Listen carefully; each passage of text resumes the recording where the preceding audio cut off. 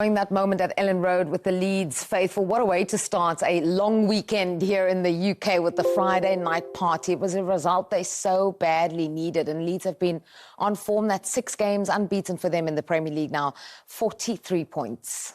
Yeah, brilliant run of games they've had, and you know, even the 2 games they've lost, Sunderland was a game they should have got more from. They'll be frustrated with that, and then just a narrow loss to Man City, who we talked earlier about what a great run they've been on. But for a side that's come up that's needed to find that moment to just switch the dial and find that bit of momentum and find a way to win games, they've absolutely thrived. They've found a system that works with the players. They've got Calvert-Lewin fit and available.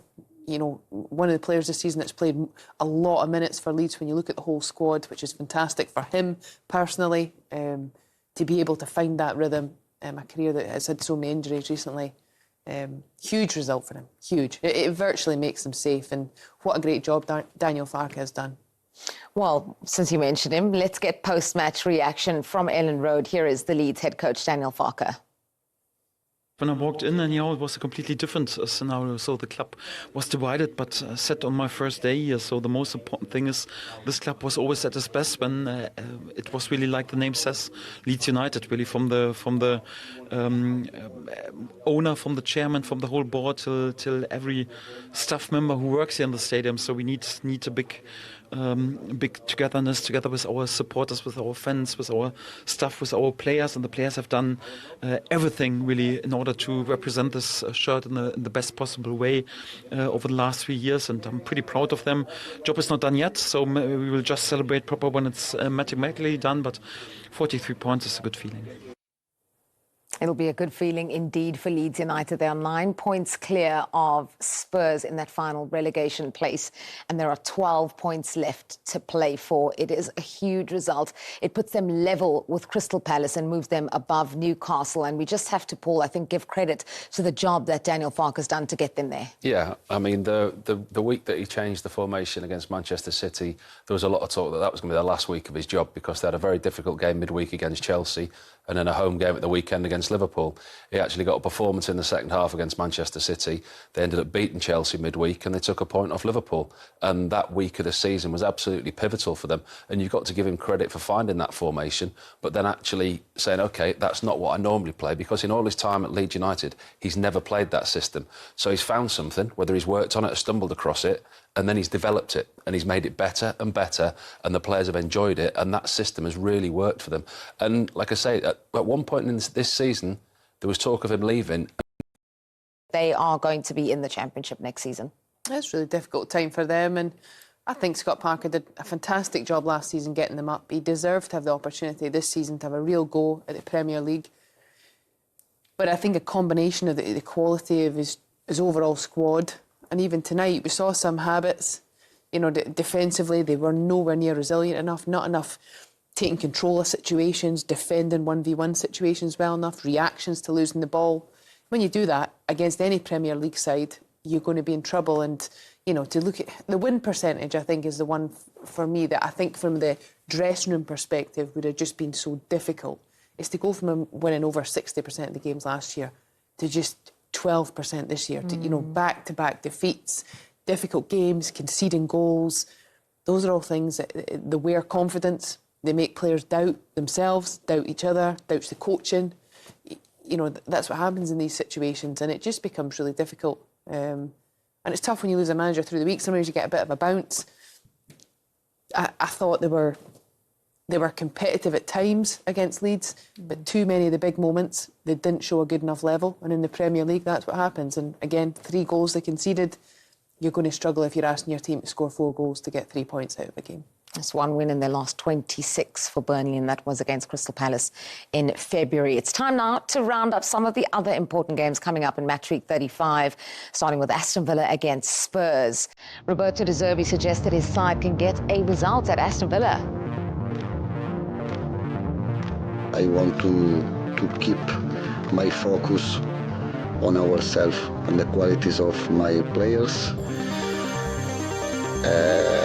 We need to play against one of the best teams in this moment in Premier League. We have a big respect. I have a big respect for Emery as a coach. But if Tottenham win in Villa Park, it's not a miracle. Maybe we lose, I don't know. But we have the quality to win. Ahead of Brentford against West Ham, Nuno Espirito Santo emphasised the importance of unity at the club. The results have helped a lot in terms of atmosphere, and no matter what, we have to stick together.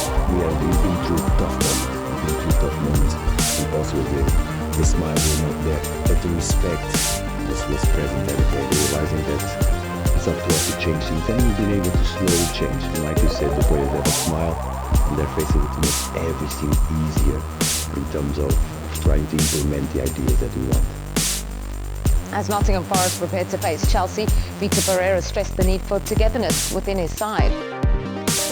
This is the most important for me, is to connect everybody on the club, with the supporters, with the team, between the players, between the staff and the players, and trying to create something that we are fighting together. Big weekend coming up in the relegation battle once again. If we're saying, and you said it, that Leeds are safe, that's it, job done for you. Let's look at what's to come for Nottingham Forest, West Ham and Spurs. Leeds play 2 of those 3. Leeds are going to have a say in what goes on, and nobody looked forward to playing them. They're a team in form. And as I said before about Arsenal and Manchester City at the top of the league, the same applies at the bottom of the league. Pressure does funny things to you, and you players and managers will be interviewed and they'll say, we'll take it a game at a time, we concentrate on ourselves, we don't look at anybody else's results. And take it from me, somebody who's been relegated, as soon as you get a result on a Saturday or you lose, the first thing you do is go in the dressing room and see how everybody else has got on. It's a difficult place to be, and you can, listen, football's not played on paper, so you can look at that and predict all you want. It's going to be very, very difficult for all 3 of those teams. But I think 2 of them, Nottingham Forest and West Ham, are in better form than Tottenham. Tottenham struggled to their first win this calendar year, last week against Wolves. They've got 2 decent results under De Zerbi, but I worry that his appointment was too late. Are you worried for them as well, of those 3? Well, certainly. And certainly where they are right now, being the lowest of those 3 that we're looking at. I think Forest have had better form, and so they're in a better spot. I think West Ham are still a bit unpredictable. It seems really difficult to think that Spurs can get a run of results, but that said, they've got some bigger players come back in and around the dressing room, in and around the first-team squad. Potentially that's that thing that all the managers spoke about, that togetherness, that unity of the group. And that's one thing we won't be privy to the ins and outs of, but if you could measure it, I do think the 2 teams that get the best out of all 3 will be the 2 teams that stay up. You know, can you stay together? That is a massive thing. Yeah, but just looking at that run-in as well, Forest have probably the most difficult of the 3. That's why it was so important for them to get the points against Sunderland last time out. Yeah, and let's not forget about the European distraction for Forest as well. And also Tottenham playing Aston Villa on Sunday. You wonder what Unai Emery's going to do with his Villa squad, because that squad at times this season has been stretched. We know it's not as deep as the other top 5, 6 clubs. And they're 1-0 down going into the second leg of that against Nottingham Forest in midweek.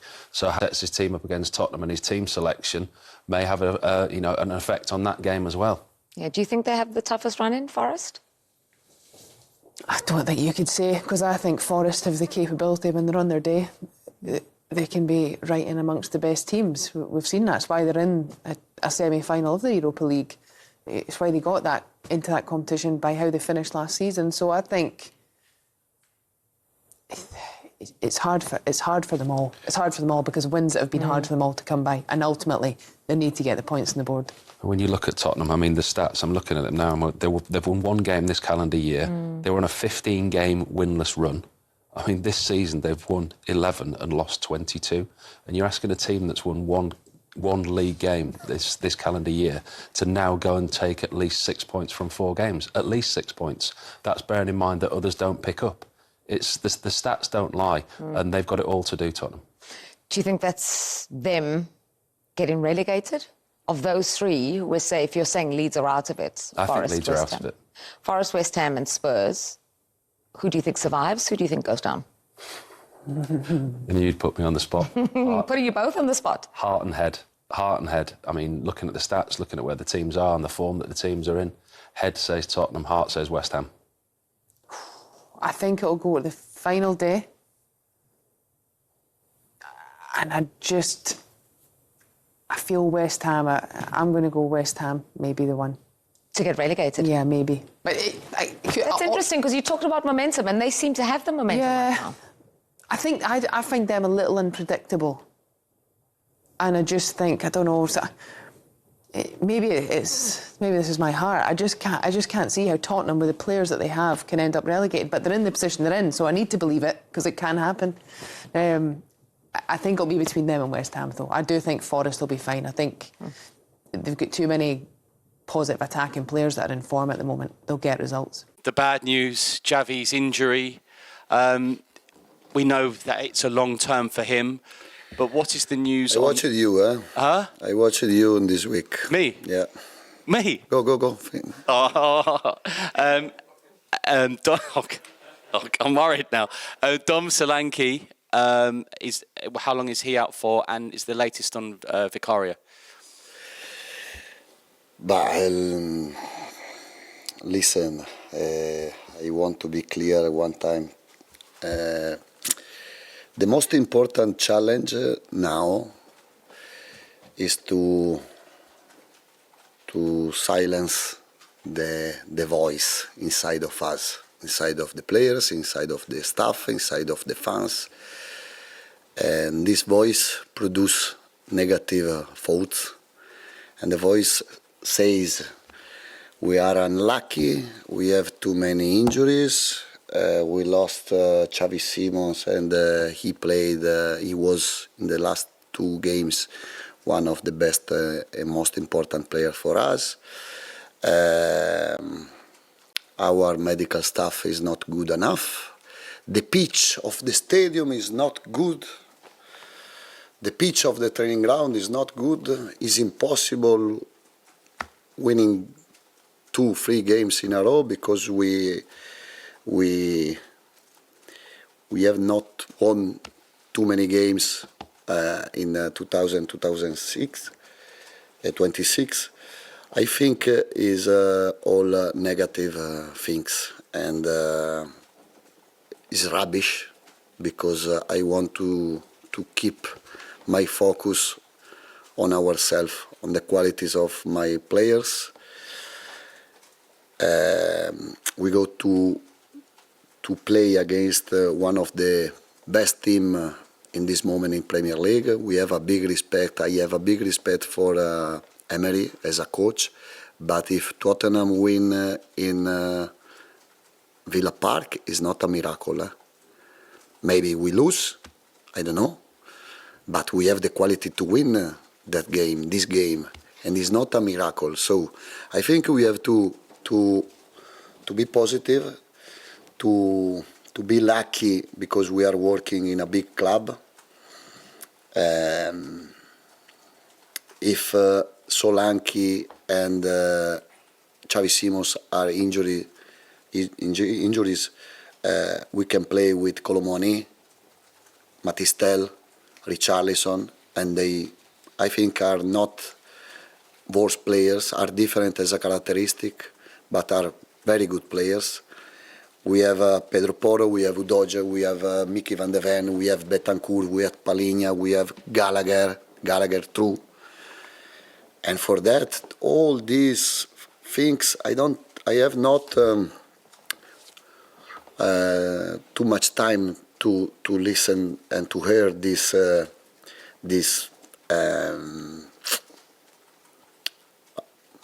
things. I'm sorry that I just think you've been unlucky with. No, I watched you on TV, but no, it's not a polemic. But I heard it's impossible. We are crying. Everyone is crying. We relegate. No, not yet. Yeah. And we have to die on the pitch, and to die on the pitch, we have to lose the game. And before losing the game, we have to play. We have to fight. We have 2 points less than West Ham, and West Ham have to play a difficult game as well, like us. And for that, okay, it's not the best moment for us. It's not is a tough moment, is a difficult moment, but the losers cry, the losers think negative, and I don't want people close to me crying or to think in different way than me. Absolutely. No, absolutely. It was clear? Yeah, absolutely. It's because the list is so long, and you know the players you were counting on all injured. I just said that is unlucky. Yes, but we are good enough to win the games, and we are good enough to stay up. Yeah, great. And then we will see, because is the unique way I know. The way I know is to work hard, to give my best, to transfer my idea of the players, the confidence of the players, and to be realistic. And I think there are not a lot of people realistic now. Finally, then, a positive, hopefully. James Maddison, was he training this week? And is well. there maybe a chance to play Villa or maybe Leeds? I don't know. I would like to play with him because he's a special player, he's a different player. But we have to consider the physical condition, a lot of things. But I think he can be important in the next three games. Finally, from me, there was criticism of the physios with the footage and the medical department of the handling of Xavi's injury and the amount of injuries. What did you think of that criticism? But I think we win together and we lose together. And it's not the right time to make polemic or to give responsibilities. Every one of us has to feel the responsibility for a big club, but now we have to stay all together, close with just one target on our head, and to move on forward all together and stop. Good luck Sunday. A conference there, rallying call, very passionate stuff. Jay, obviously I'll start with yourself. What do you make of a conference like that? Yeah, look, I think positivity is what you want, you know, but it all boils down to the players you've got at your disposal. And I think that's where they're unfortunately they've come unstuck. But they have, and what we don't quite know yet is how fit he is, but they have James Maddison. Because when I look at Tottenham, I think one thing that they are completely devoid of, and even more so without Xavi Simons, is any creativity.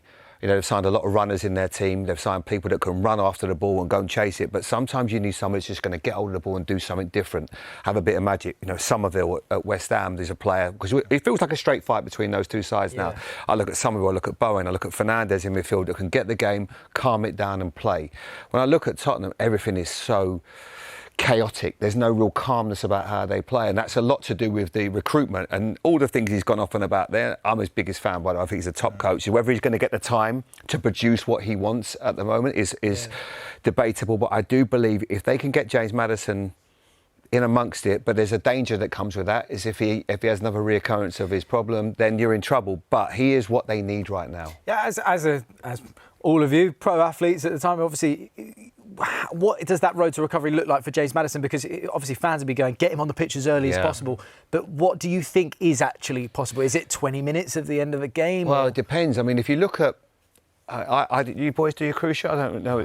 I didn't do. I had a lot of knee problems, but I didn't do. But I think Rodri is probably a good example for people, because I think we're talking about elite players. Rodri is elite, and it felt to me that it took him 15, 16 months. And even now, we're only just starting to see him. And if you imagine he did it in the Arsenal game last season. So it does take time, and that is the risk. But with someone like James, if it is 20 minutes, if it's 30 minutes just to come on and just create something, you probably will be taking that risk. If you weren't in this predicament, we would be seeing James Maddison next season. And I'd be pretty sure of that. But right now, it's a case of needs must because they haven't got any creativity in that team whatsoever. I mean, it is crazy. Kev, I'll ask you this, obviously, you knowing the management side and Quinton as well, obviously. But are those injuries, when you look at them, do you think that's just really bad luck? I mean, Xavi, Simmons, Kulusevski, Maddison, Kudus, Odegaard, Solanke, Romero. I mean, the list is insane. He's, Roberto De Zerbi in the press conference there, he's talking about, people are claiming the training pitch is no good or the pitch is no good. Is that stuff that the management will be looking into? Obviously, and he'll sit down at the end of the season, but what he's got to do is about the here and now, and that's why you're seeing him the way he is and how passionate he is, because he's saying, let's stop moaning about everything else what's going against us. We've got to focus on what's ahead of us, and what's ahead of us is the next game and who I've got available for that next game. And now we need players to step up. Obviously, they haven't done that ever so often or quite so often or as often as what they would have liked, and that's why he's got the job. So what he's saying now, he's that cry is to not only to the players, because he'll be saying he'll have that environment really, fun and positive. As Jamie said, he comes across really positive in that moment. But what he's saying to the fans is, we need you to stay positive now with us. We need you now for the next, whatever many games it is, to get us over the line, to make sure that we're here in the Premier League next year, so that then we can start seeing the real Tottenham again. Because they're going to be in a tough fight. Because as Jamie just said there, West Ham are in a good place at the minute. They've got a tough game at Brentford this weekend. But, when you've got the likes of Bowen and Somerville playing the way they are, for Fernandes, the boy in the midfield as well, Thomas Souček scoring goals, the two lads who play with them, they work their socks off for them, and that helps them forward to be able to.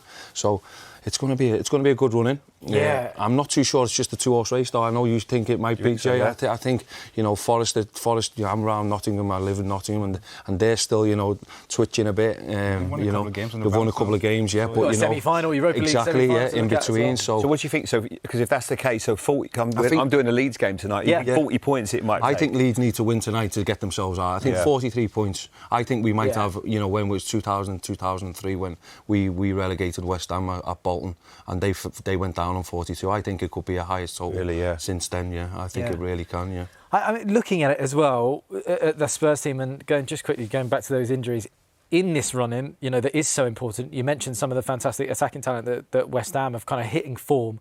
It leaves Spurs, though, Quintin, with just 3 kind of fit out-and-out attackers that we can look at: Kolo Muani, Matis Tel and Richarlison. Yeah. When you look at those 2 players, is that enough, do you think, to get over that line? It's going to have to be. You've no choice. That's all you got. It's unfortunate that Solanke got injured the other day, and Simmons was the creativity. Players going to have to step up. They've got a wonderful manager who wants to play football. They got a great result the other day. He's saying against Wolves, 1-0 at the end, and he said that after the game it wasn't the best because he likes to play football. But at the moment, you got to not forget about football. It's about getting 3 points. Yeah. And whatever team you put out there, he's got the right mentality. He says, forget about excuses about the training ground. There's nothing wrong with anything. Spurs have got one of the best stadiums in the country, the most amazing training ground, I'm sure. So they got everything on the doorstep. And now it's about the players coming together, staying focused, and they can go to Villa and win. Yeah. Villa at the moment are going through a difficult period as well. Well, focus is everything, and goalkeeper Vicario is also out injured for Spurs, and that means Tony Kinsky, as he's been asked to be called, Tony, will continue in goal. He sat down with our football correspondent Rob Dorset to discuss the battle for survival and his humiliating substitution just 16 minutes into his Champions League debut against Atletico Madrid.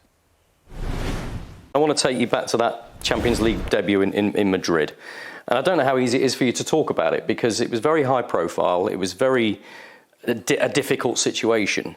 How do you reflect on that now and what happened? Yeah, of course, it was a moment, debut in the Champions League that I was dreaming of as a young boy who started to play. For me, this was like the thing that I was going for. I had it so much in my head. And after the game, I was sad that this happened. But I think I was, on the other hand, I was calm, because I have good people around me who always gave me a a good feedback, what they really think about it. So upon me, it was just to keep going and make sure that when the next opportunity come, I will be ready again, the same as I was when I went to play the game. Did it hurt at the time? Were you angry with yourself? Were you a bit confused about why that was happening? You know, on one of your big moments. Yeah, I was confused. I think the right word is confused, because angry with myself. I think I would be angry if I didn't do something well, or I didn't do something in a way that I think I should be doing, and I did everything. So at that moment, it just didn't go well, and that's why, because I was confused. So I was trying to get all the clips from warm up for the actions that happened before in the game, which wasn't many because it was 20 minutes and finish. But I was trying to find something behind it and make some conclusion. Again, that gave me just the confidence and the calmness not to change too many things, and just to keep going and be ready for the next moment. You've been outstanding in the last few weeks. That win over Wolves, though, the most recent one, it felt a huge win. Did you feel that yourself? Yeah, for sure, because generally, the situation is difficult. We didn't win a long time. Now when especially the clubs around us are winning as well, so for us it's important to get finally the points. 98th minute, Spurs are 1-0 up. You know what had happened the previous weekend when you conceded such a late equaliser, and then João Gomez gets a free kick. It was a wonder save, wasn't it? I'm happy you say so. The reaction of your teammates said so, didn't it? I think it was more also, the weight of the moment. Everyone knows it's important. I also know, and I feel it was a good save, but that's my job to do that. So since Roberto De Zerbi's come in, what impact has he had, do you think? Definitely positive. He believes in us, and that is a big message that he gives us overall. That the quality that is there in the squad and that we have, that it's just not to speak about it, but to show it. 2 points from safety with 4 games to go. How do you see that now? Difficult. I think everyone knows, everyone feels, because we are not closer, but at least we didn't get further. So the difference is still just 2 points, and of course the season is not going well. But we can again, it's just words. And the words at the end, it doesn't matter. So now we have to prove it on the pitch. But I believe we can.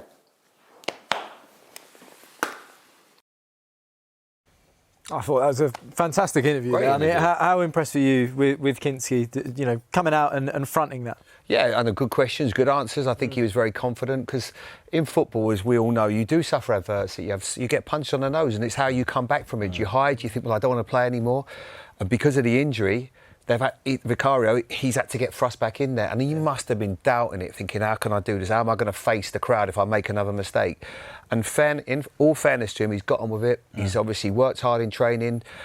I might be wrong here, but I'm sure he's got a family. All his family were goalkeepers, granddad, dad. So he comes from that. Yeah, so he probably had to sort of really a bit of a deep dive, and a bit of help has obviously really got him to this position.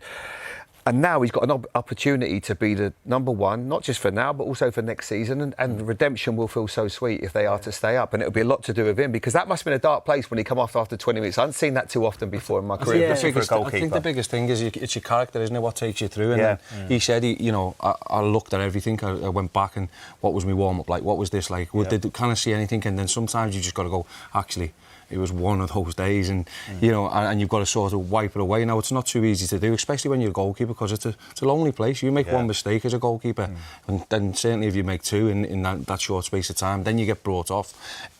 The whole glare and the spotlight's on you. But fair play to the boy. What he's done is he's gone away. He spoke to people, as Jamie would have just said there. His dad being an ex-goalkeeper, he would have been round them, chatting with them and give him the opportunity. And then he's been given an opportunity. And He's took it. He's took him. Fair play to the boy. A credit to him, first of all, because like Jamie mentioned, you go to a dark place, you make a mistake, to his family and to his teammates. You see the save he make at the end there. Yeah. You see everyone around him. That's absolutely brilliant. That shows you his confidence is back and the teammates got behind him. And that's what you need as a young goalkeeper. I love the fact he wants to be called Tony as well.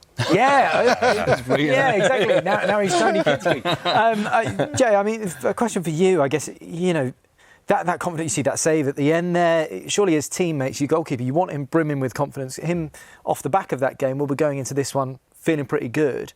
If we get to a scenario in the rest of this season where Vicario is back and he's fit, what do you think they do with Kinsky? Is he going to have to stay in goal, or...? I think it all depends. If he carries on in this vein of form and they keep keeping clean sheets, if they go to Aston Villa, you know, and gets a result, then you're going to probably keep him in, especially with the way that... and we're not probably seeing a true reflection of how the manager wants to play long-term, because he hasn't got the players to play it from the back like he did at Brighton. Or, you know, he has to change, and I think that is probably the best way. The best way for them to get results might be to be more direct at the moment, and what he wants is going to start to work at pre-season.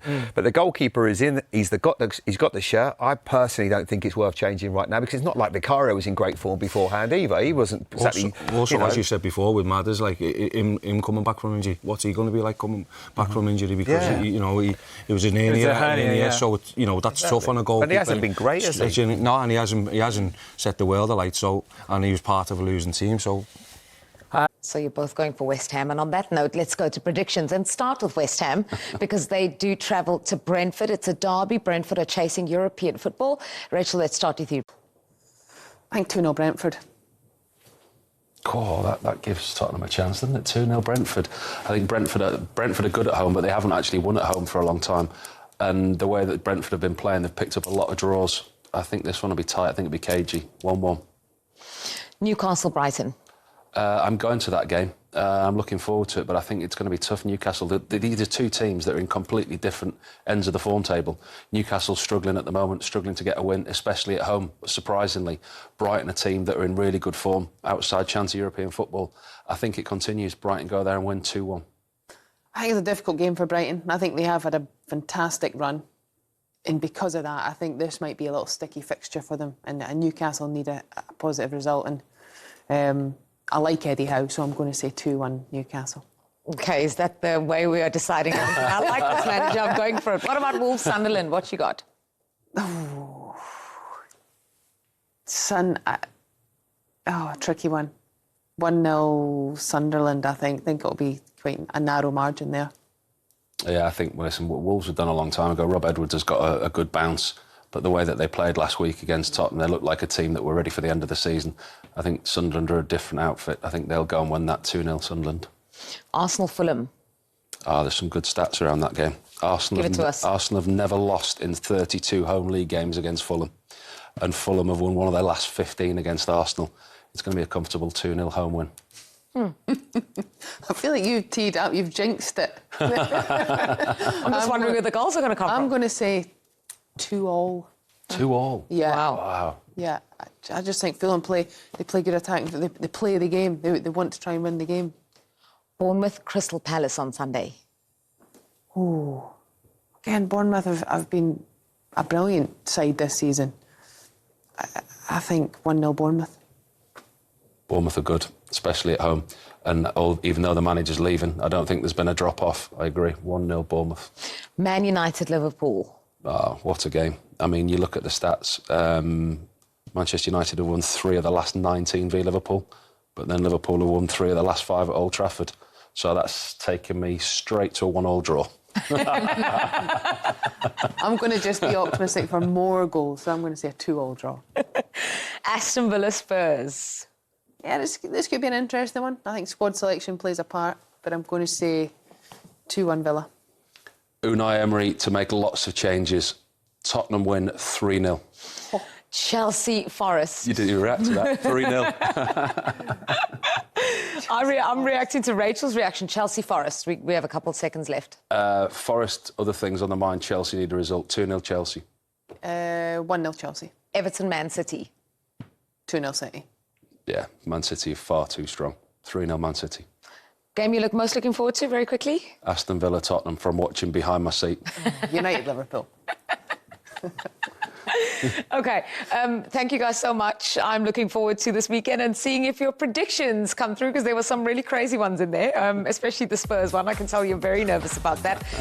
Enjoy the rest of the weekend, guys. We've enjoyed previewing it for you, and we are already up and running with Friday Night Football and a big win for Leeds United. Thank you to Rachel and to Paul, and to all of you. Enjoy the Premier League this weekend. Bye-bye.